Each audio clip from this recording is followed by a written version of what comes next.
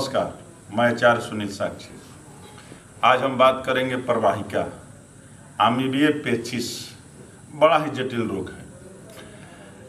ये रोग जिस भी व्यक्ति को पकड़ लेता है तो समझिए कि उसका जीवन एक तरह से मरणोपरांत जैसा लगने लगता है, क्योंकि कुछ भी पचता ही नहीं है। और ये इतना जटिल रोग है कि किसी भी एंटीबायोटिक या किसी भी दवा से जल्दी ठीक भी नहीं होता है। आयुर्वेद की कुछ औषधियाँ इसमें कारगर होती है। जो देहाती नुस्खे हैं जड़ी बूटी के, वो कुछ इसमें कारगर होती है। लेकिन अमीबिया पेचिस जल्दी ठीक ना होने वाली बीमारी है। ये भी लाइलाज क्रॉनिक डिजीज है। वैसे जानलेवा नहीं है, लेकिन अगर ये लंबा समय तक बन रहा गया तो आदमी का एक तरह से जीवन नीरस कर देता है और बॉडी को पूरी तरह से सुखा देता है। क्योंकि जब किसी को कुछ पचेगा ही नहीं, डाइजेस्ट ही नहीं होगा, तो वह व्यक्ति कैसे जिएगा? स्वस्थ उसका एकदम से समाप्त हो जाता है। थोड़ा सा इस पर प्रकाश डालेंगे कि ये है क्या। ये अमीबिया जो पेचिस होता है, एक तरह से ये ऐसे कीटाणु हैं जो बड़ी आंत में छुपे होते हैं, ये वायरस। और ये लीवर, बड़ी आंत से निकलकर धीरे धीरे लीवर में अपना घर बना लेते हैं। और ये इतने दुष्ट हैं कि किसी दवा से मरते नहीं हैं। और सप्ताह में 1 से 2 दिन बाद ये पूरी तरह से लीवर को धीरे धीरे खोखला करते हैं, आंत को खोखला करते हैं। और बहुत सारे काट काट के एक तरह से गुद्दा जो होता है, मांस का लोथड़ा, पैखाना के रास्ता से ब्लीडिंग खूब होना शुरू हो जाता है। और ये उनका एक तरह से जाला हो जाता है आंतों में, और ये सीधे लीवर तक प्रवेश कर जाते हैं। बड़ा जटिल समस्या है इस रोग में। जब ये वायरस पूरी तरह से इन्फेक्टेड हो जाता है और पेशेंट को अपने पकड़ में ले लेता है, तो ये 1 सप्ताह में समस्या होती है, तो लगभग उसको 10 से 12 दिन लग जाता है उसके ब्लीडिंग को ठीक होने में। और उसका भोजन पचेगा नहीं। ये उसकी भीतरी और अंदरूनी लक्षण है। और सबसे शुरुआत होता है अमीबिया पेचिस जिसको होता है, तो कुछ भी खाता है, खाने के बाद उसको शौच जाना पड़ता है, क्योंकि वो डाइजेस्ट नहीं होता है।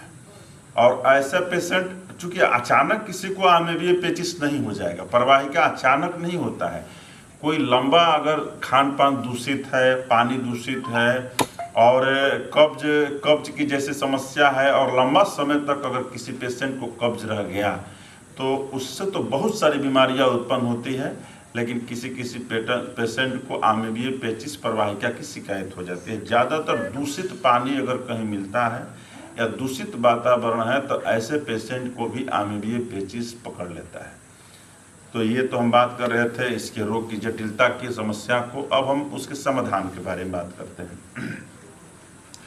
आयुर्वेद में भी बहुत सारी इसकी औषधियाँ आती हैं, तो उन औषधियों का सेवन करना चाहिए। उसके लिए आयुर्वेद पर एक अलग से हम वीडियो बनाकर डालेंगे कि अमीबिया पेचिस में क्या करना चाहिए, और उसके माध्यम से। और योग अभी हम फिलहाल बात करेंगे योग पर, कि योग में कुछ ऐसे आसन हैं, कुछ मुद्राएं हैं कि जिनको अगर आप नियमित अभ्यास करते हैं तो आप इस बीमारी से निजात पा सकते हैं। तो हम उस पर प्रकाश डालेंगे, और ज़्यादा नहीं, चूँकि अगर पेशेंट बहुत कमज़ोर है तो वो बहुत कम करेगा अभ्यास, कम मात्रा में करेगा। लेकिन अगर आपको शुरुआत दौर में ये दिक्कत है, आपको अभी ये शिकायत हुआ है, तो आप तो इसको 2 सप्ताह में करके ठीक कर सकते हैं। लेकिन आपको जटिल हो चुका है, आप 10 साल, 15 साल, 7 साल, 5 साल इस बीमारी से ग्रसित हो गए हैं, तो आपके लिए ये अभ्यास है, और आप इस अभ्यास को करके अपने इस अमीबिया पेचिस प्रवाहिका को ठीक कर सकते हैं। अब हम करते हैं। सबसे पहले हम करेंगे आसन, बहुत जटिल आसन नहीं, मंडूकासन। मंडूकासन वैसे पेनक्रियाज को भी ठीक करता है, लेकिन हमारे बड़ी आंत और लीवर को और अमीबिया पेचिस के कीटाणुओं पर बड़ा अच्छा प्रभाव डालता है। तो मंडूकासन, दोनों मुष्टिका को ऐसे बांधेंगे, पेट पर इस तरह से रखना है, श्वास को छोड़ते हुए जाना है मुंह से, मुंह बंद और गर्दन ऊपर, नाक से सांस लेते हुए वापस। एक बार और देखेंगे इसको प्रैक्टिस करके।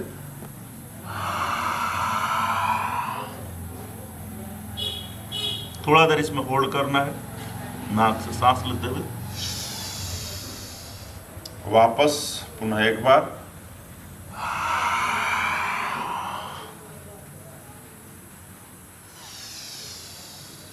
तो इस तरह हम 3 चक्र बताए आपको। शुरुआत में 3 चक्र ही करना है, लेकिन धीरे धीरे इसको 10-12 चक्र मंडूकासन को बढ़ाते जाना है।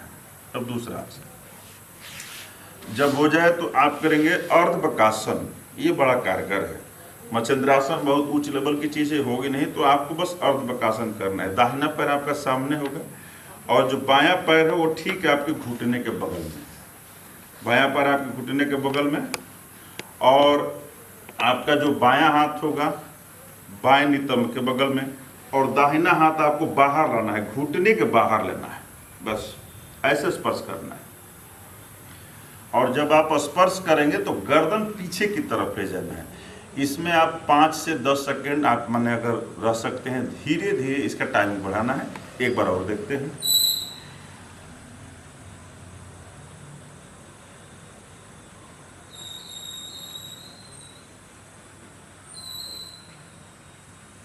धीरे धीरे वापस आइए और श्वास की गति समान रखिए।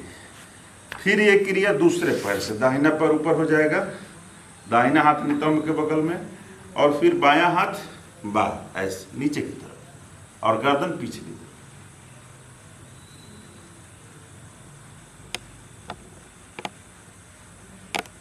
धीरे धीरे वापस हाथ को वापस लीजिए और सामान्य हो जाइए। तो अर्धबकासन, मंडूकासन। अब करेंगे श्वास के गति के साथ भुजंगासन। ये आपकी दोनों आंतों को भी दुरुस्त करेगा, आपके अमेबीय कीटाणु को भी एक तरह से नष्ट करेगा, और आपके लीवर को भी ठीक करेगा, और आपके स्टमक को ठीक करेगा, जिससे आपका भोजन डाइजेस्ट होके आपके बहुत सारे एंजाइम संबंधित जितनी रासायनिक संगठन प्रक्रिया है उनको नियंत्रण करेगा, उनको ठीक करेगा। लेट जाते हैं पेट के बल। श्वास के साथ आप पहली बार कर रहे हैं तो धीरे धीरे 10 चक्र करेंगे इसका।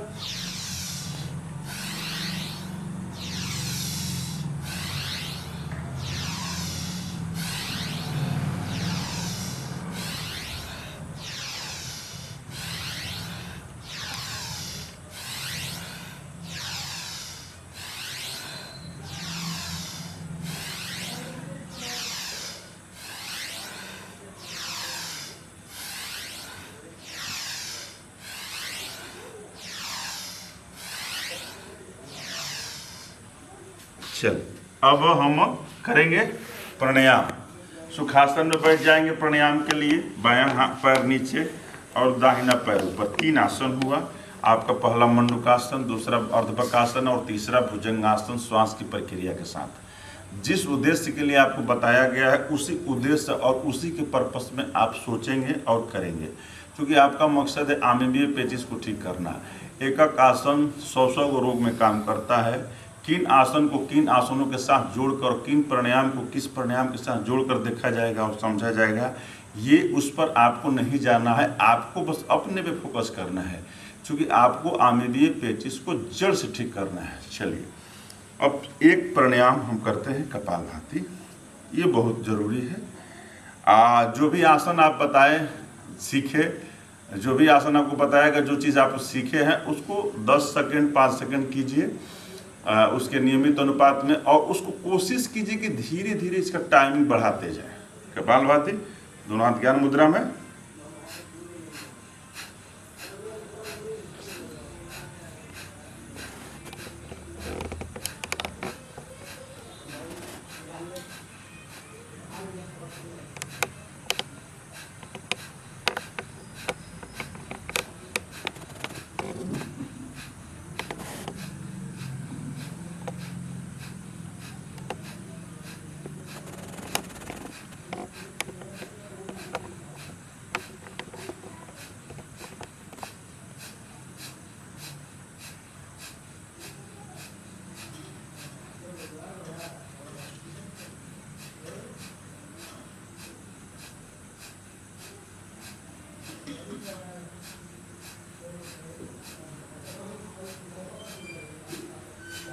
ये 50 चक्र हुआ।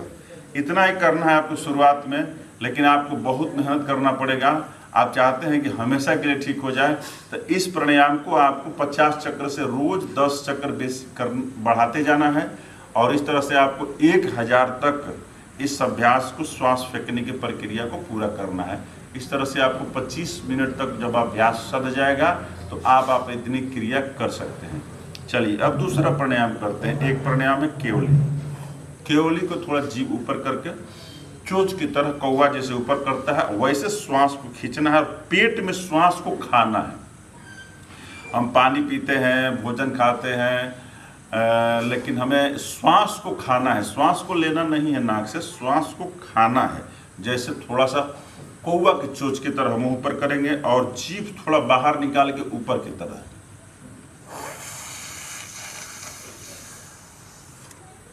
भीतर सांस को रोक के उसको जाने दीजिए आंतों में, लीवर में, जैसे लगे कि आप खा रहे हैं श्वास को। उसके बाद में थोड़ा देर रोकिए, गर्दन झुका के, फिर गर्दन उठा के दाहिने नथुना दाबिए बाएं से बाहर। एक बार और इसको देखते हैं।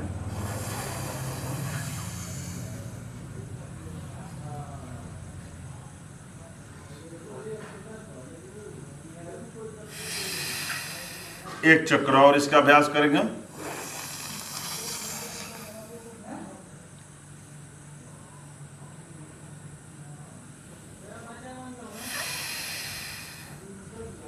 ये 3 चक्र हुआ। आप इसको बढ़ाते जाएंगे और आपका मानसिक संतुलन शांत रहे, आप इस तनाव से दूर हो, आपको एक कॉस्मिक ऊर्जा मिले और आप पूरी तरह से इस मन से निकाल पाएं कि ये रोग मेरा ठीक हो रहा है। इसके लिए जरूरी है कि आप ओमकार का भी अभ्यास करें। 3 चक्र इसका अभ्यास करते हैं। सांस लंबा लीजिए।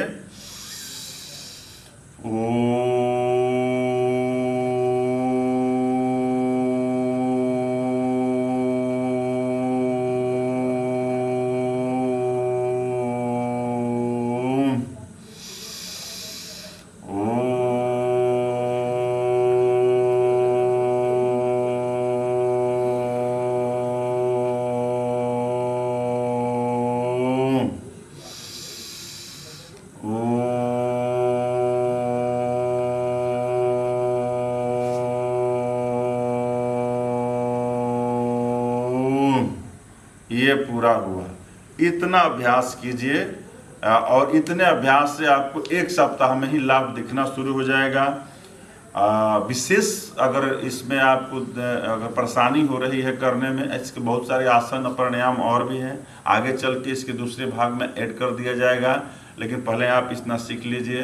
अगर किसी भी तरह का कोई दिक्कत है, कोई सवाल है मन में, तो डिस्क्रिप्शन में जाकर अपना सवाल आप रख सकते हैं, पूछ सकते हैं बेझिझक, कोई सोचना नहीं है।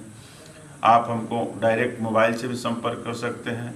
इस रोग से संबंधित जितनी भी आपको निदान मिलेगा, जितनी भी इस समस्या से छुटकारा पाने के लिए उपाय हैं योग आयुर्वेद में, सब कुछ आपको बताया जाएगा नेक्स्ट वीडियो में और आपसे जुड़कर भी। तो आशा है कि आप विश्वास के साथ इसको करेंगे और इस पर ध्यान देंगे निष्ठा से, तो आपको हमेशा के लिए ठीक किया जा सकता है इस अमेबिया पेचिस प्रवाहिका को। और विश्वास है कि आप इस जानकारी से संतुष्ट होंगे। धन्यवाद।